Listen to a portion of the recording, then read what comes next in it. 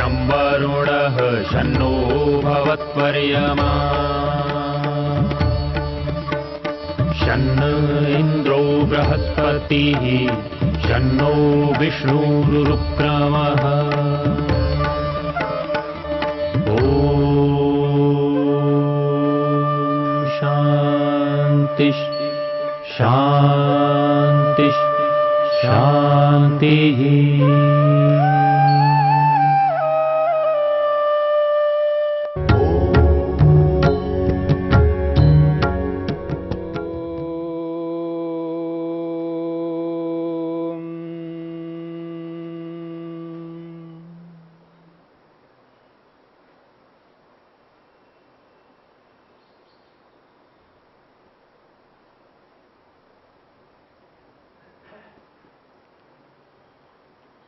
आज का मानव जैसे जैसे विभिन्न प्रकार की योग्यताओं को प्राप्त करता जा रहा है,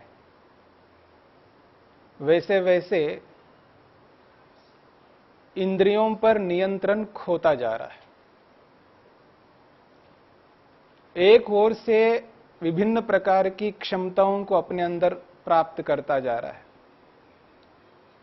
दूसरी ओर जो इंद्रियां हैं व्यक्ति की, चाहे देखने में हो, सुनने में हो, बोलने में हो, इंद्रियों की जो स्थिति है, जैसे अपनी इंद्रियों को अपने वश में रखना है, वो अपने वश में न रखता हुआ एक प्रकार से इंद्रियों का दास बनता जा रहा है।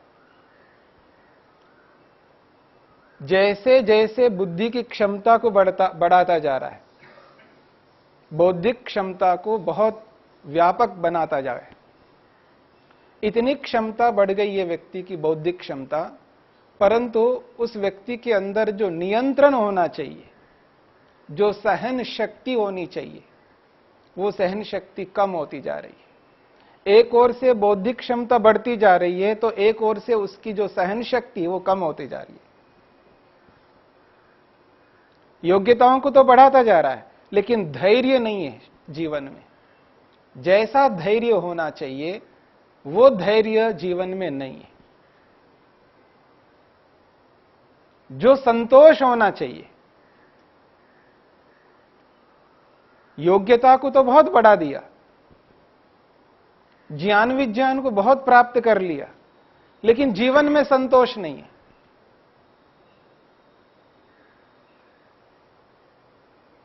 अपनी बुद्धि को बहुत अच्छा मानता हुआ, बुद्धिपूर्वक कार्यों को करता हुआ, उसके जीवन में जो निडरता होनी चाहिए वो नहीं है, डर बहुत है।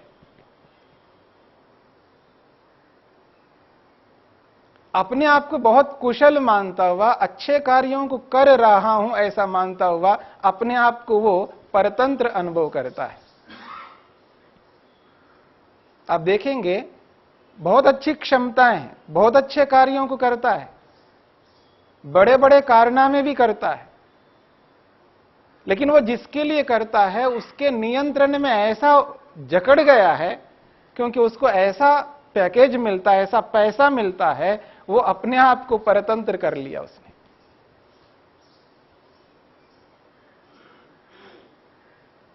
तो विभिन्न प्रकार की क्षमताओं को धारण करके भी व्यक्ति अपने आप को एक प्रकार से पंगु बना लिया।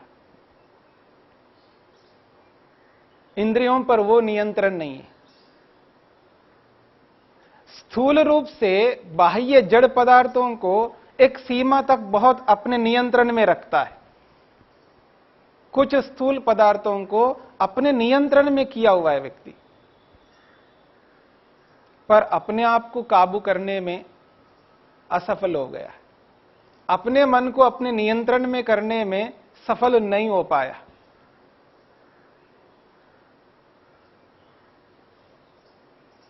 दुनिया में व्यक्ति बहुत बड़े बड़े कामों को करता है, पर अपनी वृत्तियों को रोके रखना, मन के विचारों को रोककर अपने मन को ईश्वर में लगाना बहुत कठिन हो गया है। जिसे एकाग्रता कहते हैं, जिस एकाग्रता से व्यक्ति को समाधि मिलती है, आत्म साक्षात्कार होता है, उस स्थिति को प्राप्त करने में असफल होता जा रहा है। भौतिक रूप से जितना सफल होता जा रहा है, आध्यात्मिक रूप से, आंतरिक रूप से अपने आप को सफल करने में असफल हो गया। और वृत्तियों को, मन के विचारों को रोकना बहुत कठिन सा हो गया है। आदमी ओलंपिक खेल में जाकर के गोल्ड मेडल, स्वर्ण पदक तो ला सकता है, पर अपने विचारों को रोकने में सक्षम नहीं हो पाया। ऐसे ऐसे कारनामे करता है व्यक्ति, चाहे वो धन के लिए, चाहे वो नाम के लिए, चाहे वो किसी के लिए भी, असंभव सा लगने वाले कामों को भी करने लगता है आज। चाहे उसका नाम हो जाए, चाहे उसको पैसा मिल जाए, अपनी सारी क्षमताओं को उसमें लगा करके उस काम को कर डालता है। पर इस विषय में, विचारों को रोकने के विषय में असफल होता जा रहा है। अपने मन को अपने काबू में रखने में असफल हो गया। छोटी छोटी चीजों में भी वो असफल होता हुआ दिखाई देता है। बहुत सारे मनुष्यों को अपने नियंत्रण में कर लेता है, बहुत सारे लोगों को कर लेता है, चेतन पदार्थ हैं वो, पर एक इंद्रिय को अपने नियंत्रण में करने में असफल है। बहुत बड़ा लेखक बन सकता है, विश्व प्रसिद्ध लेखक बन सकता है, लेकिन अपने विचारों को अपने काबू में करने में वो असफल है। वक्ता भी बन सकता है, विश्व प्रसिद्ध नंबर 1 वक्ता बन सकता है, पर अपने मन को अपने काबू में रख करके, मन को रोक करके आत्मा परमात्मा में लगाने में वो असफल हो गया। कुछ ही समय लगा करके व्यक्ति राजनीतिक क्षेत्र में, राजनीति के क्षेत्र में वो हीरो बन गया, बन जाता है व्यक्ति रातों रात स्टार बन सकता है। बहुत मेहनत करता है व्यक्ति, बहुत पुरुषार्थ करता है, परंतु ये सब करता हुआ अपने आप को खो दिया। वृत्तियों को रोकना, मन के विचारों को रोकना एक बहुत बड़ा कठिन सा हो गया व्यक्ति के लिए। इतनी सारी क्षमताओं को प्राप्त करके भी व्यक्ति चिंताओं से ग्रस्त है, नाना प्रकार की चिंताओं से त्रस्त है व्यक्ति, दबावों से ग्रस्त है व्यक्ति, तनावों से ग्रस्त है, बेचैन है व्यक्ति अंदर से, मन से। ऊपर से बहुत अच्छा दिखाई देता है व्यक्ति, लेकिन अंदर से परेशान रहता है, दुखी रहता है, अपने मन पर नियंत्रण नहीं है।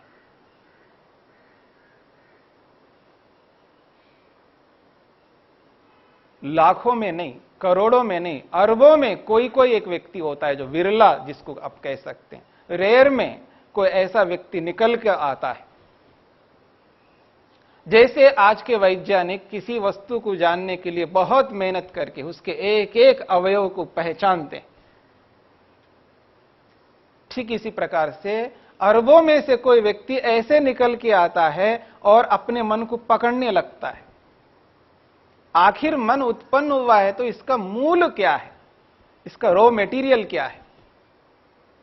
जैसे एक वैज्ञानिक किसी तत्व के अंदर प्रवेश करता है, सूक्ष्मता से माइक्रो होकर के उसको समझने का प्रयत्न करता है, वैसे ही ये व्यक्ति विरला है।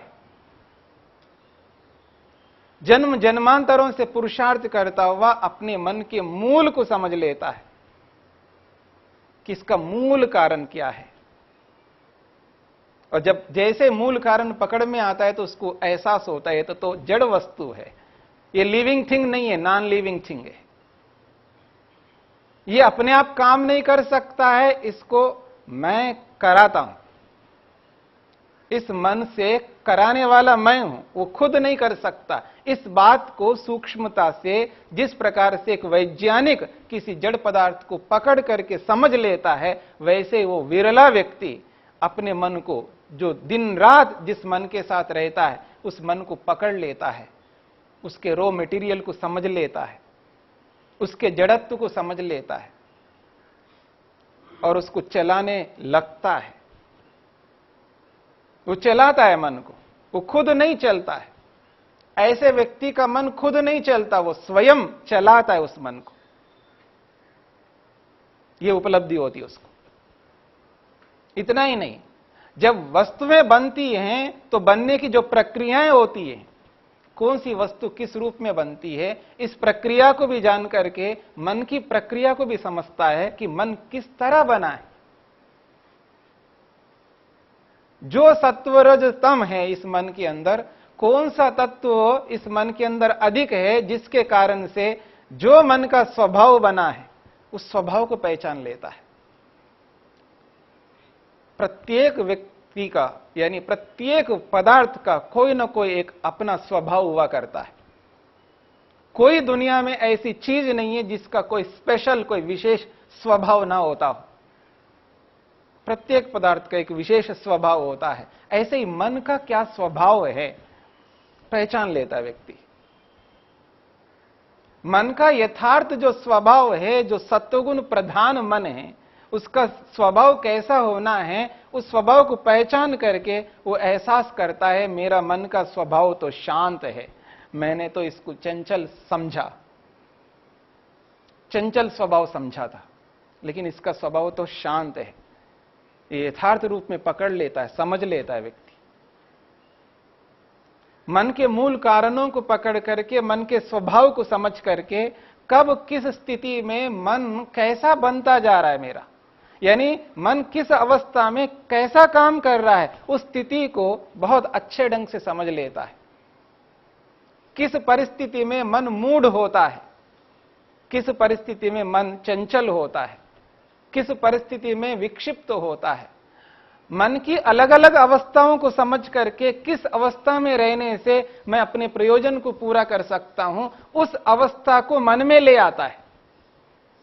मन को वैसा ही बनाता है, उसी अवस्था में उस मन को बनाए रखता है जिस अवस्था में रहने से व्यक्ति अपने मन को आत्मा में, परमात्मा में एकाग्र कर सके।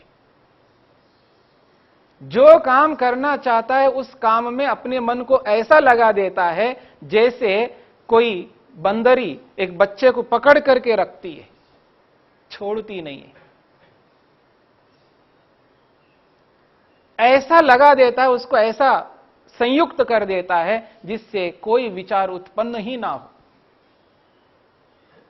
बिना इच्छा के, बिना प्रयत्न के, बिना ज्ञान के व्यक्ति कोई ऐसा विचार उत्पन्न ही नहीं कर सकता।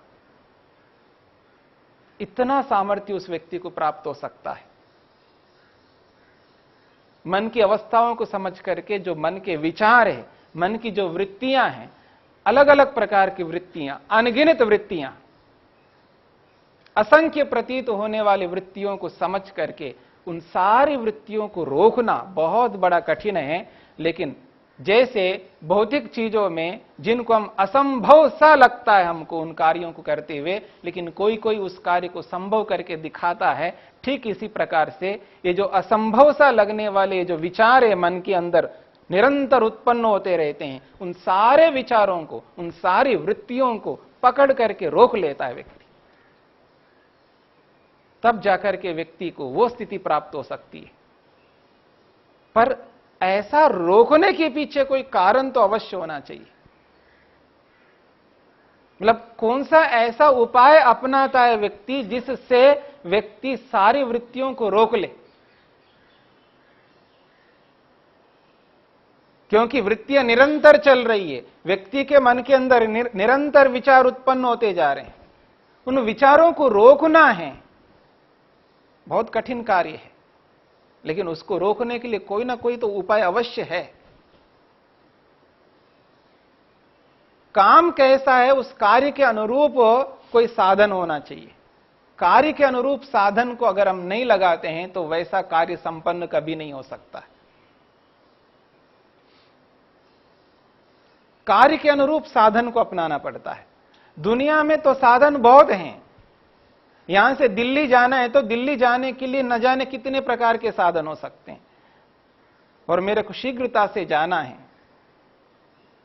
और इस सीमित समय में जाना है और ऐसे ऐसे कार्यों को संपन्न करना है, तो जाने के साधन बहुत है, लेकिन मेरा कार्य किस प्रकार का है, उस कार्य के अनुरूप कैसे साधन को मैं अपनाऊं जिससे कि मैं उस कार्य को सरलता से कर सकूं और आगे के अन्य कार्यों को संपन्न कर पाऊं। साधन तो बहुत हैं दुनिया में।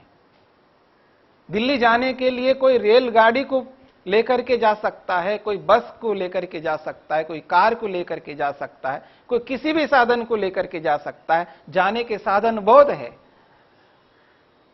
जिस कम समय में मेरे को जाकर के वापस भी आना है और भी कार्यों को करना है, तो किस प्रकार का साधन मेरे को चाहिए जिस साधन को अपना करके मैं वहां जाके आऊं। कार्य के अनुरूप यदि साधन होता है तो व्यक्ति शीघ्रता से अपने कार्यों को संपन्न कर सकता है। अगर मैं ये कहूं मेरे को केवल दिल्ली नहीं जाना है, मेरे को बेंगलुरु भी जाना है, मेरे को हैदराबाद भी जाना है, मेरे को चेन्नई भी जाना है, एक ही दिन में जाना है और ये सारे कार्यों को एक दिन में करना है, काम कैसा है उस काम के अनुरूप मेरे को साधन को अपनाना पड़ेगा। ठीक इसी प्रकार से ये जो वृत्तियां हैं मन के जो व्यापार है, इन समस्त व्यापारों को रोकना है, तो कौन सा ऐसा उपाय है जिस उपाय को अपना करके मैं अपनी वृत्तियों को रोक सकूंगा।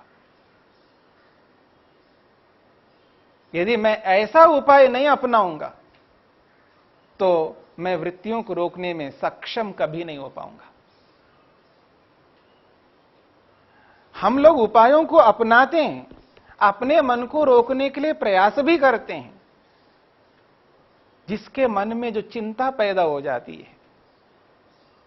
कोई व्यक्ति घर से निकल करके गया है और जिस समय पर आने के लिए बता करके गया है उस समय पर वो नहीं आता है, तो व्यक्ति को चिंता हो जाती है।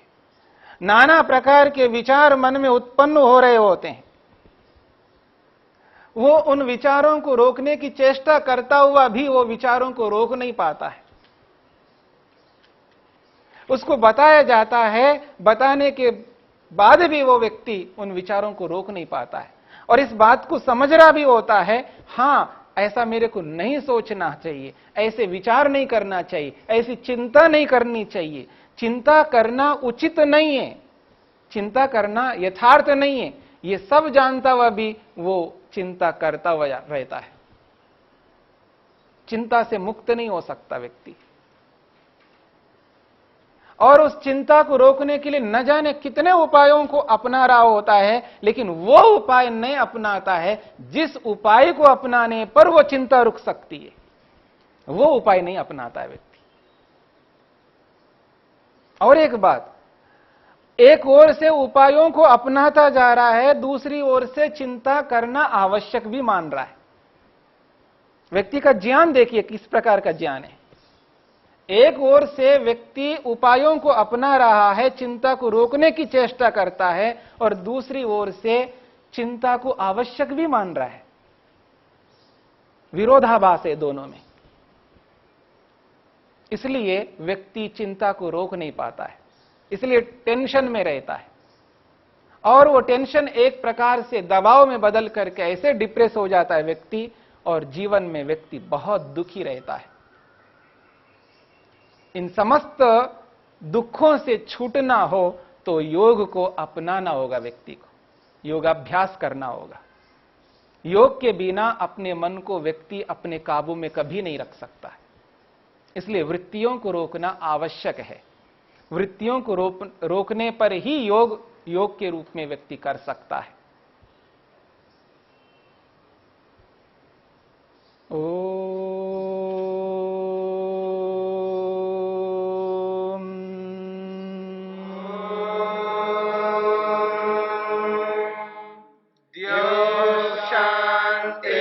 शांतिरंतरिक्षं शांति पृथिवी शांतिरापः शांतिरोषधयः शांतिः वनस्पतयः शांतिर्विश्वे देवा शांतिर्ब्रह्म शांति सर्वं शांति शांतिरेव शांति क्षमा शान्तिरेधि ॐ शान्ति शान्ति शान्ति